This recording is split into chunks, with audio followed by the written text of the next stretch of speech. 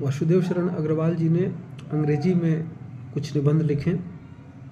अग्रवाल जी का मुख्य कार्यक्षेत्र साहित्य, संस्कृति और कला रहा है।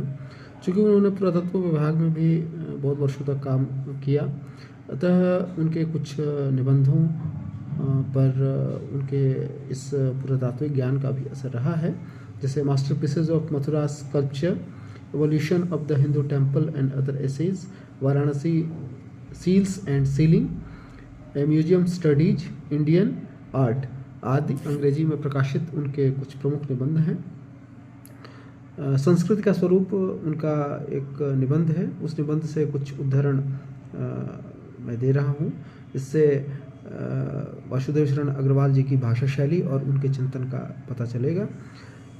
पहला उदाहरण, सांस्कृतिक कार्य कल्प वृक्ष की तरह फलदायी होते हैं। पुनः सुने, सांस्कृतिक कार्य कल्प वृक्ष की तरह फलदायी होते हैं।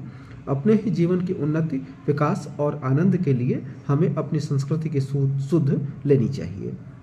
दूसरा उदाहरण, जितना भी जीवन का ठाठ है उसकी सृष्टि मनुष्य के मन, प्राण और शरीर के दीर्घकालीन प्रयत्नों के फलस्वरूप हुई है।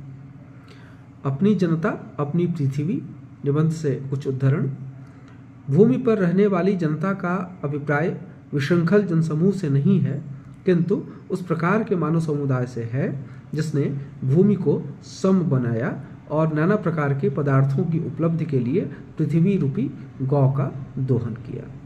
दूसरा उदाहरण, अतीत के मौलिक, सुंदर एवं रचनात्मक तत्वों को लेकर ही हमें नए रूपों का विकास करना चाहिए, तभी निजी संस्कृति का माधुर्य और सौंदर्य जीवन में निवास करता है।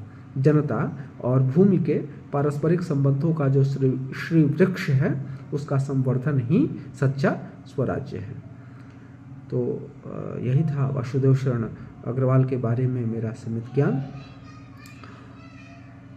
साहित्य अकादमी पुरस्कार विजेताओं की अधिकतर रचनाएं तो मैंने नहीं पढ़ी हैं, क्योंकि बहुत सारे लोगों को साहित्य अकादमी पुरस्कार मिला है, तो उनका अध्ययन कर जो भी सीमित जानकारी मैं प्राप्त कर पाऊंगा वो आपके साथ शेयर करूंगा, क्योंकि शायद यही हिंदी के प्रति मेरी सेवा होगी। बहुत बहुत धन्यवाद।